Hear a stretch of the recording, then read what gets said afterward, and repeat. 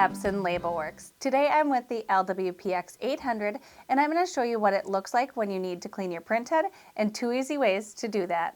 If you print a label and notice a consistent void line running throughout the whole label like this, that means it's probably time to clean your printhead. First, I'm going to show you how to clean the printhead using the head cleaning cartridge.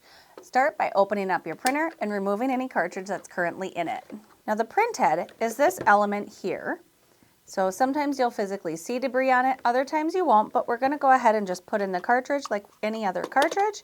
Once you have the head cleaning cartridge in the printer, close it and press the feed button.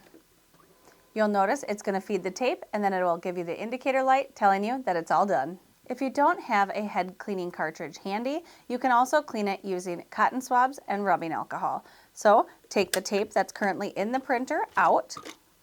And again, we're just going to use a cotton swab, put a little bit of rubbing alcohol on it or something equivalent, and we're just going to wipe down that printhead area that I showed you before.